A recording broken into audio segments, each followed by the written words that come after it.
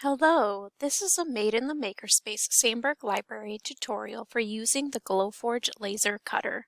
The first thing you're going to want to do is have a member of the Sandburg Library staff get you logged into our Glowforge account. If you land on a page like this, we're just going to go to My Designs.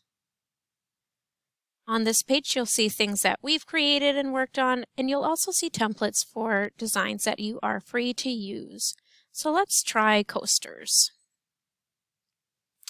Notice that there are 6 coasters, just like it says here. If you ever land on this page and it doesn't quite look like you think it should, you can always reset the design.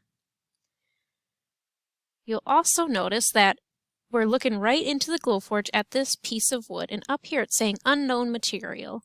So we will change it to medium basswood. And now we can see better our coaster design. Say we want to make it bigger, we can make it bigger, or we don't like it, we can hit undo. Maybe we want to put a design on our coaster, so we'll go to this plus sign for import artwork, upload, and since I've got some saved on a USB drive, I will go in here and pull up charger. And sometimes this takes a moment or two, but there's the charger. Anything that's engraved, we want to show up blue here, and he's not showing up blue. That's because this discoloration here means that it's not going to cut quite right where this change is. And if we move him out of it, there he's showing blue. So we'll put him right here on this coaster. We can also upload designs that we find on the internet. So I'm going to search Stitch Clip Art.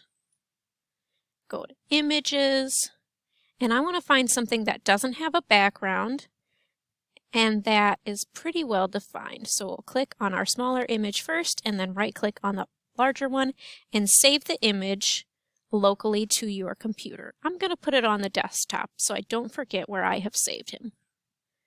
Going back to my Glowforge tab, I will also go back to the import artwork and upload. From here, go to the desktop where I saved him and open. Again, this may take a moment or two, that's okay. And Stitch is a little large here. He is showing blue now that I've dragged him out of that discoloration, but I don't really want Stitch that big. I want Stitch to fit on a coaster, so I will click and drag so that he is resized. And move him around till he's where I want him. That looks pretty good to me. If I don't want any of these, I can click on it and delete on my keyboard. I can also right-click, copy, right-click, paste if I want more, and move those around as I see fit.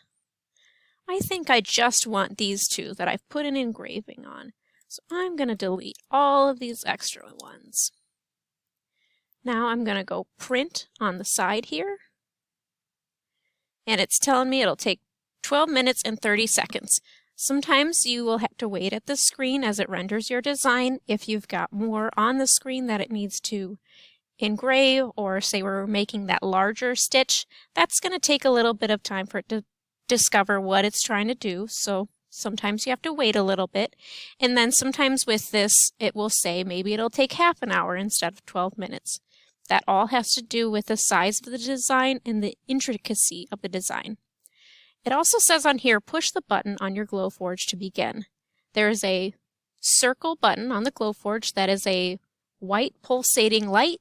You will press that and that will start the machine and will start the countdown. If you need any help or have any questions, ask a librarian or email us at library@sandburg.edu.